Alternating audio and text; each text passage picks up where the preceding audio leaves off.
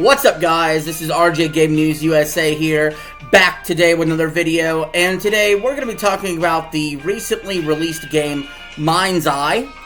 Now, this game has caused quite a stir and quite a bit of controversy for truly how awful it is. We're going to cover some of the news surrounding it. We're going to cover some of the review scores around it, so stay tuned.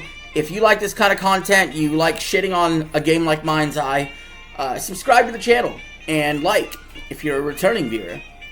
Anyway, let's just jump right into it. Before we get into the review scores themselves, let's talk about what this game is. It released on June 10th. Some Rockstar developers made it. It had some misleading marketing. They tried to sue some people, YouTubers that were covering it. All around pathetic situation. Currently, even Sony is offering refunds for this game. They've only ever done that to one other game, really, and that was Cyberpunk. And of course, Concord, which they ended up completely nixing. But I could see this game totally being delisted from the store whenever they're handing out mass refunds. This game is a buggy, broken mess. It's a disaster. It's going to go down as the worst game of 2025, without a doubt. That being said, there's actually not a lot of critic reviews on this. A lot of the discourse has come from fellow YouTubers who have talked about how shitty this game is. So, yeah, and you can see compilation videos online of this game crashing and having all sorts of bugs and glitches. It is absolutely atrocious. And we just got to talk about it. So let's start with the critic reviews. It got a 43 on Metacritic. Now that is deep in the red. That's really bad. That's only based off of 6 critic scores, though. And let's take a look at those, shall we?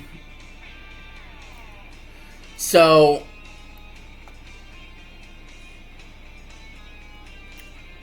first of all, it has 2 mixed and 4 negative, no positive, and the top review score was a 50 by Gaming Bolt, saying MindsEye is an excellent example of style over substance, a game that falls apart the moment you start playing. When that is your top review on Metacritic, you're in trouble. GameStar with a 50, saying functional third-person shooter with neat-looking story sequences but not much more. Functional? Functional? Are we talking about the same game? Have you not seen? Have you not played it? Functional my ass. How about The Guardian, which usually gives out low scores, but in this case, I agree, giving it a 40, saying MindsEye is an oddity. For all its failings, I rarely dislike playing it. What the fuck? And yet, it's also so difficult to sincerely recommend its ideas. Its moment-to-moment action and narrative are so thinly conceived that it barely exists, and yet I'm kind of happy that it does exist. So despite some of these low review scores, some critics are somewhat arguing for it, even at a 40. There is a little bit of a, is it so bad it's good with this? I have noticed a little of that discourse online. I don't get it. When I think a movie's bad, it's just bad. When a game is bad, it's just bad. IGN with a 40. You know IGN does not like to give out super ass low scores like this. But they say, when its performance is stable and you're explosively blasting your way through robots, MindsEye can masquerade as a serviceable action shooter for a few minutes at a time. Its near future setting and driving feel also impress. However, its flashy graphics cannot make up for the mess that it is. Yeah. So this would be the equivalent of saying to someone, hey, when you are a nice person, in the rare case that you are, you're not so bad. But usually you're a piece of shit. That's basically IGN's review of MindsEye. Then we go over to Game Reactor UK with a 40, saying, if there was one thing I never thought I'd write about Leslie Benzie's first self-directed game, it was that it would be perceived as unimaginative and generic. At least I thought that originality and attitude would be present here, even if it looked unfinished beforehand. So they're not really complaining too much about the graphics or too much about the gameplay. They're more or less just saying the game was unoriginal and uninspired. And Games Radar Plus with a 40, which is actually the low. So these 6 critics are pretty much in agreement between a 40 and a 50 here, saying, with a mediocre story and lackluster gameplay that wastes the potential of its sci-fi premise of big tech AI, MindsEye is a resoundingly disappointing action-adventure that's neither satisfying as an old genre throwback nor presents a confident foundation for others to build upon. So, here's the thing. I was hoping, because the game is really bad, right? Where's the 2 out of 10s? Where's the 3 out of 10s? Or the 1 out of 10s? Where are some of the truly awful scores coming from? Well, you have to go to the user scores for that.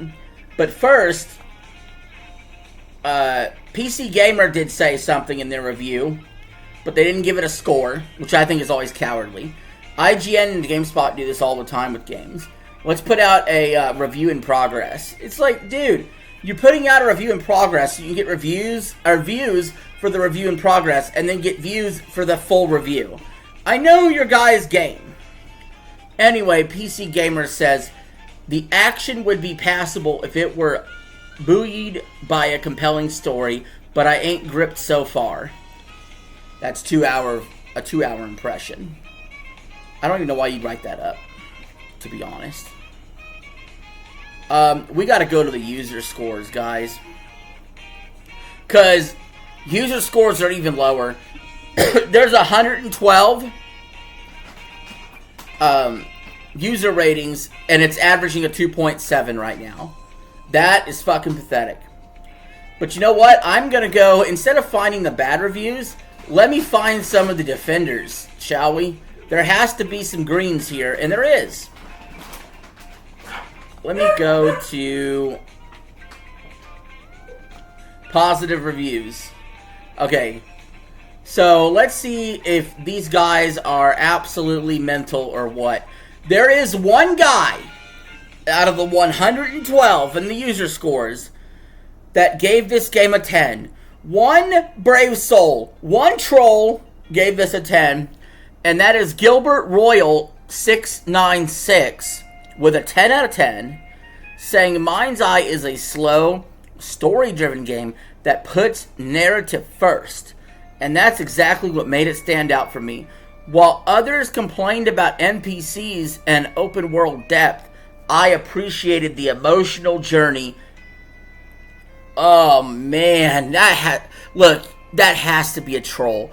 I refuse to believe anybody would give MindsEye a 10 out of 10. We do have some 8s. I feel like that could be more genuine, but we'll see how misguided this is.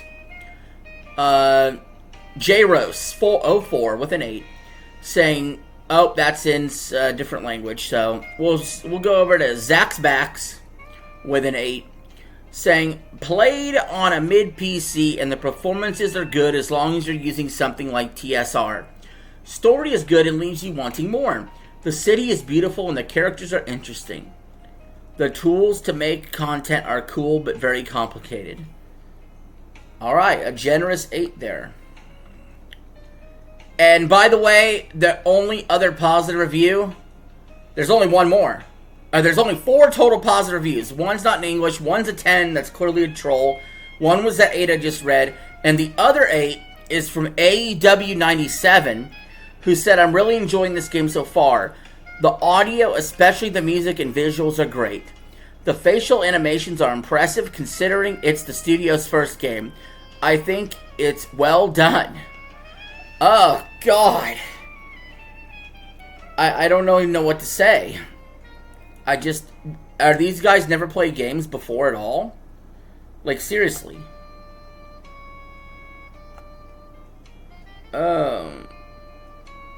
Okay, we have to go with... We gotta look at some of the zeros, guys. If we don't look at some of these zeros... Okay, Rant Man with a 0 saying, what could have been an amazing game is ruined by an awful, off-centered camera. The character must be in the center of the screen. That's wild, bro. Your character's not in the center of the screen with the camera? That's fucking wild. How about a 0 from Shrom TV, who says, in a different language, basically, this game sucks. Alright.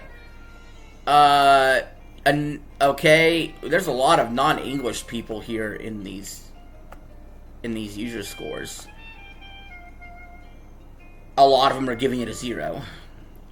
How about Don Simon with a 0 saying, absolute terrible game, incredibly bad performance, lackluster gameplay, and world-level design.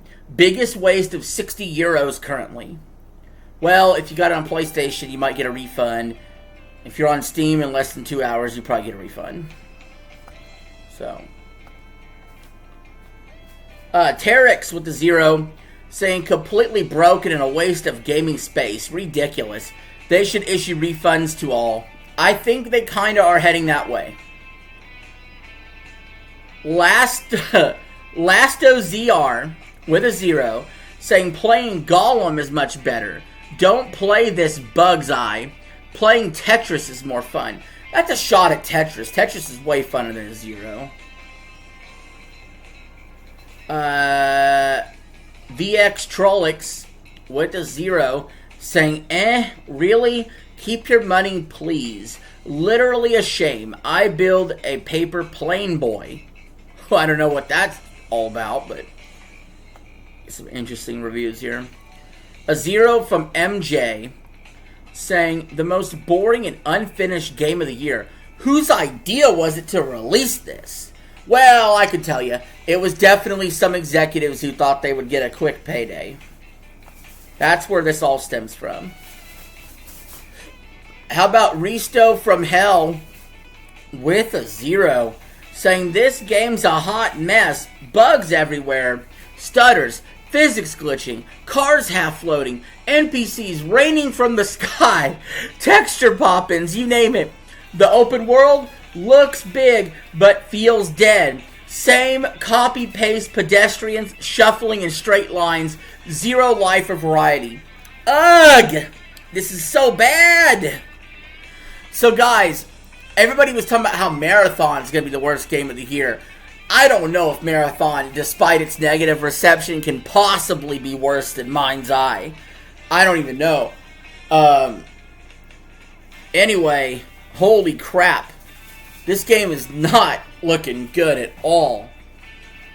Like, that is some bad shit. And, with that, guys, I think that's going to end the video, honestly. I think you kind of get the gist of it. This game's a hot mess. This game's a problem. There might be some people that enjoy it just for the, oh, it's so bad it's good factor, or to poke fun in it, maybe. And that might be your enjoyment. But other than that, I would say you got better things you can spend your money on and better things to do with your time than play this shit. That's for sure. So, yeah, obviously I can't recommend this game. I can't recommend it any less than I do. I'll put it that way. Now look, this is a lot of how people felt when Cyberpunk came out, and there was a lot of updates that fixed things, and then people were happy. I don't think this game is going to be able to stick around to get all these updates and shit. I don't think it's a live service game. I think it's single player, right? So you don't have to really worry about, oh, well, not enough people are playing, so let's shut the servers down, issue refunds from Concord style. But, I don't know, this could get delisted. And that would be bad.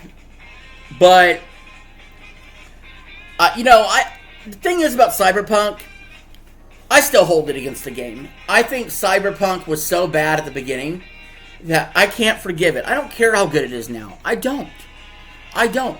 When you launch, I care about what the game is at launch. I don't care if you're talking about Cyberpunk or you're talking about Mario Kart World. Mario Kart World was missing 200cc at launch. It wasn't there. Now, 150cc made me really happy that it was, really tough, actually, and really fast. But, you can't count on things to just be added in. And even if they do get added in, that's not the full price game you paid for at launch.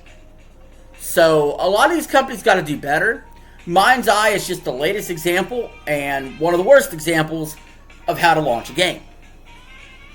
So with that being said, guys, thank you for watching the video. Leave your thoughts in the comments below. I will read them, and I will see you on the next one.